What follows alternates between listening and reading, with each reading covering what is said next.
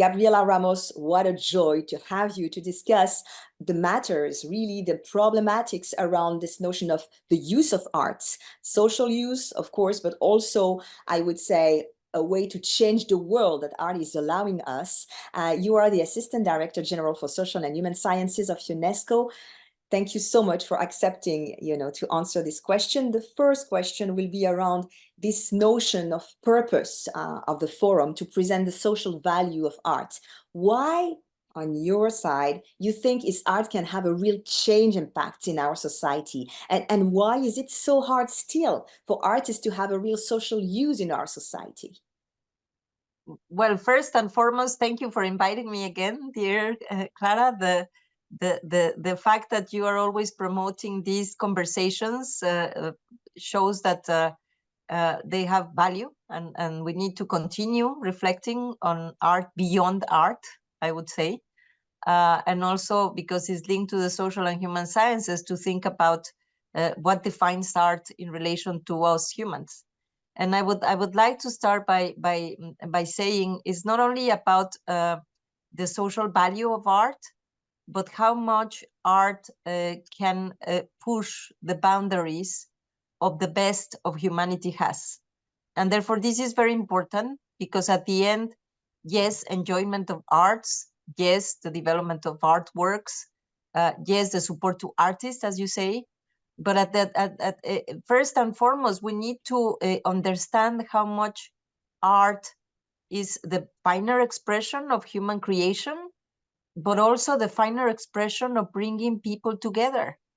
And I feel that when you use art to bring people together, you just get beyond the boundaries that are creating so much conflict and so much pain around the world, in terms of race, in terms of gender, in terms of countries, in terms of, because when you're an artist or when you engage with art, the only thing that matters is this human expression and the creativity, and therefore it really helps to bring people together. For the social and human sciences, and also because we cannot neglect that we are in such a conflictual world, wars rampaging in many places, sadly, affecting so many people, that we need to consider what are the best tools that we have to bring people together. And I think art is one of those. But the other element is that art also is helpful to elevate our conscious and awareness of what world we want to build. And when you are, for example, enjoying the photography of Sebastián Salgado, that I know you are very close to him, the power of the images, the power of the messages that art can convey to humanity are much more important than 1,000 books or 1,000 speeches from anybody, because that really creates the sense of agency and creates the sense of urgency. And just by capturing images that are devoid of human dignity for certain people, then it really brings you to this consciousness and that we need to react. Or I remember the book of Toni Morrison, The Blue Eyes. I don't think that any treaty, any analysis, although I'm the social and human sciences, and I have to say that the social and human sciences are also very important, but no analysis or background will be as good as it was for Toni to describe what is racism. So I feel there are all these elements of bringing people together, but also of elevating the conscious that we need to have. And the message, you said it, why is it so difficult for artists to be conceived in this notion? Because we live in a fractured world. And therefore, to give a space for artists to deploy their magic in terms of bringing societies together, we need also to work a lot to ensure that leaders and those that take decisions understand the importance of investing in arts, protecting artists, supporting artists. And I would say that if we want to have a message on this score, is that we need to invest more in arts and less in wars. Yes, so the notion of togetherness, the notion also of understanding the world, and of course, the importance of investing in artists are very important messages that you are transmitting to us today. The Social and Human Sciences Division at UNESCO that you are directing have multiple projects linked to the social impact of art. Could you please give us some new projects conducted, especially dealing with Art Lab, for example? Well, I think that I have already talked to your wonderful lady audience and with yourself on this art lab for social justice. This art lab is a methodology by which we bring what we call artivists, artistic creators that are also socially engaged and that are have the pedagogical tools to bring communities that are usually in conflict or that are living struggling to a specific negative experiences, no, of violence or confrontation or deprivation or and it's magical because just by bringing music or painting or dancing or you can see how much the communities transform themselves, because at the end what is happening in the world is that sometimes we define humans in a very compartmentalized way, because we are always in this very capitalistic view. We become consumers or we become workers or we and no, we are human beings in all of our expressions of diversity. And when you understand that you have this spiritual part that is nourished by the enjoyment of art, and then if the enjoyment of art bring you to get closer to other communities independently of where they come from, I think it really makes magic. And we have advanced this art lab not only to have the specific activities as we did in many places in Africa, but we have also promote, for example, the Dreams Innovation Challenge in Zimbabwe, which really brought together with this methodology different groups to try to get their creativity out. People don't even think that they are artists. We all are artists. We all can create. The only thing you need is to recognize that creative part inside of you and have the safe space with these activists and with other people to ensure that you are able to bring it forward. We have also developed the Art Lab podcast because we want to have more people connected to this. And one of the most interesting cases that I can remember is the Art Lab pilot in Chad. It's an initiative named Kilafia Gujama, and which means arts for inner peace. This is the other part. When you think about this spirituality that we all have inside of us and that probably is not very nourished because we live in a very materialistic world, whenever you connect with these art lab platforms or this kind of work, the beauty is that you connect with your inner peace, and then you transmit that inner peace to the rest of the world. And then we have, for example, the Taluema initiatives, which means come to us, and focuses on the social sphere of arts to raise also society awareness. I would love your audience to understand that arts is not just an entertainment. It's a form of expression of the kind of societies we want to build. And that's the point of why social and human sciences is so important, because art, to invest in art, yes, by all means, but art to create more sustainable and inclusive societies, much better. And so you almost answer my next questions. Why is art has a role in peace building? You spoke about togetherness. You spoke about how art could be eye-opening also into racism or difficulty to get along. But why today you think art has a role in peace building? And do you have any specific programs on this? Well, I can comment, for example, on the pilot project that we have on the art lab in Ukraine, in Lviv. Uh, the, the world is rather becoming very hostile environment in many ways. Geopolitical issues and tensions, war, people suffering, grievances. And then if you combine it with the digital transformation, then sometimes the social networks are just exponentially augmenting the negative hate speech and all of that. Our societies really need to find a space where they can thrive, where they can bring the best out of themselves. And I feel that that this is the object of art. But let me also take you to the more systemic reflection, because it's magical. If you go to a poor community that does not have a concert hall, that doesn't have a theater, that doesn't have a place where people can come and dance, and of course you put all the young people around that community at peril of falling prey into the more negative practices. Therefore, if we are able to convince those that take the decisions on the financial area that it's better to build a place where conflictual communities can come to enjoy arts, then you will build then a more solid peace, because they will be connecting not through the grievances or where their frustrations. They will be connecting into, again, through these creative expressions of art. And we have seen it, how much it worked in Central America.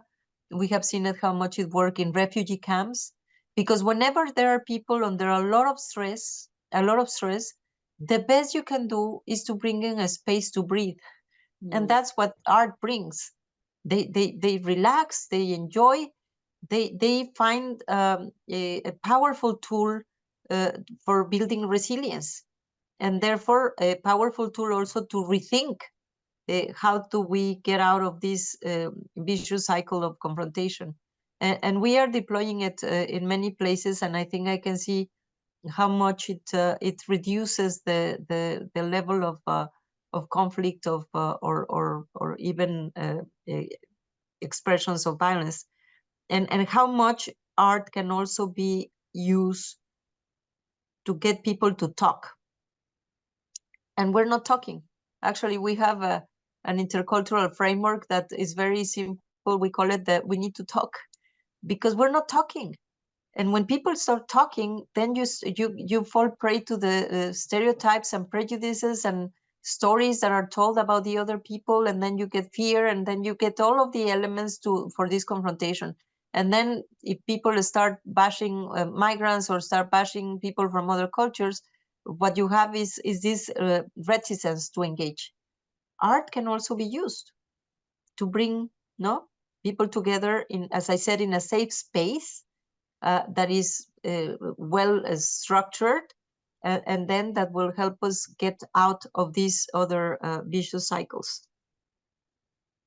So art as a safe place to talk and to listen. You know, last year at the forum, I had the chance to speak with Canadian in charge of hospitals and museums for what we call the museal prescription. You know, those doctors who are prescribing museum visits in order for the people who are entering into depression see beauty in order to be repaired with inside.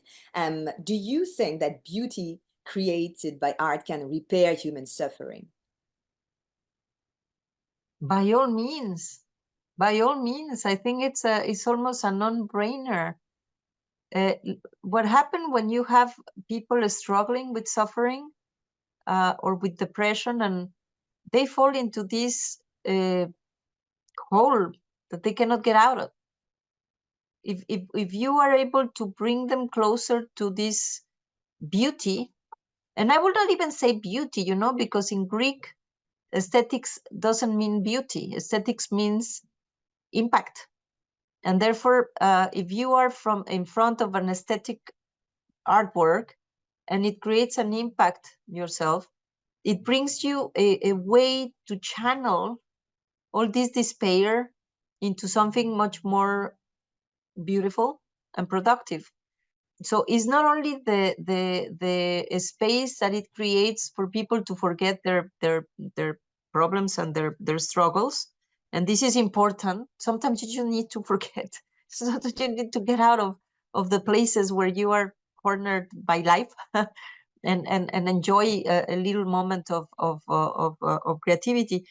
But the other part, which is very interesting, is when you give art to people. And there are so many stories, for example, of homelessness. Here in France, we have been working with groups of people that bring the tools to paint, no, to produce painting for the homeless, or in the prison, people in prison, you bring them something to produce sculptures, or then you're really elevating their humanity and their human dignity, no matter where they are, to reflect that they're not only their current situation, but that they have something to contribute and something to get out of the situation. So I think it's very important. And let me tell you, we have also this very interesting, I think I already mentioned to you, the Ruda Colectivos, which was super interesting because besides all this personal benefit, many times the artwork for people in struggling or with suffering or pain can help them to express their feelings in a much more easier way. If you go to them and you tell them, okay, tell me how you feel, and how, it might be very difficult for them to even find the words to say anything. But with Ruda Colectivo, what we did was to bring all of this in Latin America, bringing communities that are with a lot of pressure, um, to show their art. First, to do art, because they take pictures, and then to show it.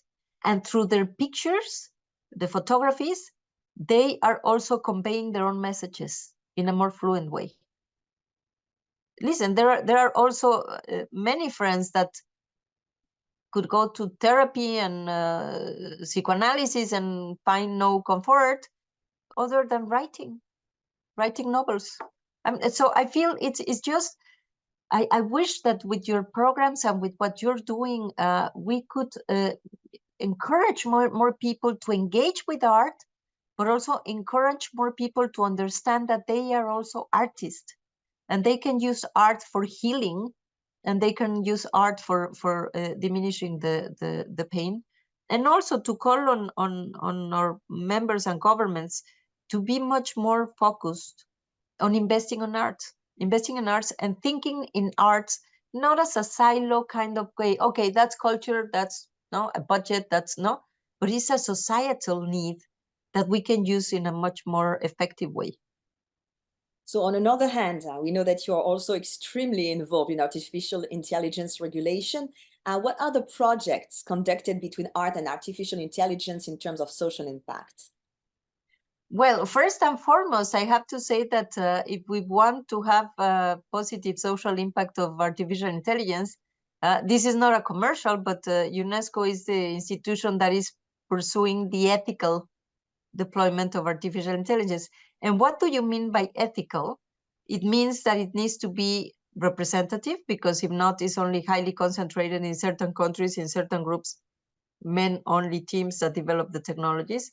And therefore, to ensure that when we develop these technologies, we ensure that they are diverse, that they are representative, that they don't leave women behind, that they don't leave marginalized communities behind, and therefore that whenever we go to the cyberspace, we are not narrowing down the cultural values and the cultural expressions of all the world, the diversity in terms of languages, in terms of creativity, in terms of heritage, to only English or no, because this is the dominant language in the artificial intelligence. This is super important.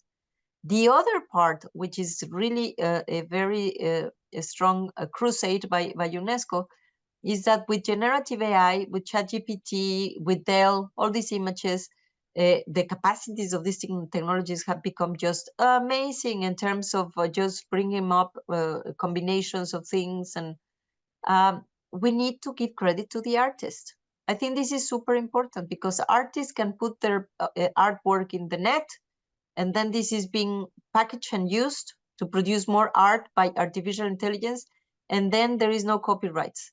And I think this is also something that that UNESCO is pursuing. Because when you build this basis of an ethical development of artificial intelligence, ensuring that it's not a technological conversation, but a societal one in pursuit of defending human rights and fairness and diversity, then you can really use it to produce more art. But art that is diverse, art that is respectful of your own property rights, and art that would really help us elevate our experiences as humankind, and not only narrowing down to just very utilitarian ways of use these technologies, no, for productivity and growth and all of that. That is great, but I think they merit more reflection in terms of the production of arts and the enjoyment of arts also through artificial intelligence. So protecting the artist, this is also one of your concern. Thank you so much, for being with us. Maybe a very last question, dear Gabriela. What would be your message for this 2024 World Art Day? Well, we need more arts. We need more investments in art. We need more enjoyment of arts. And we need more commitment with arts. And I think if we get all these things together, and we get the political will to position arts in a much more visible and powerful way in our economies, in our societies, in our communities, we might be able to build a more peaceful and fair world, I'm sure. I'm sure too. Thank you so much for being with us. Thank you for the messages of hope that you gave us. They were very important to hear for the beginning of this forum. And we wish you good luck with all the beautiful projects you're doing. No, well, thanks to you, and thanks for doing this fantastic messaging to the world so that everybody listens.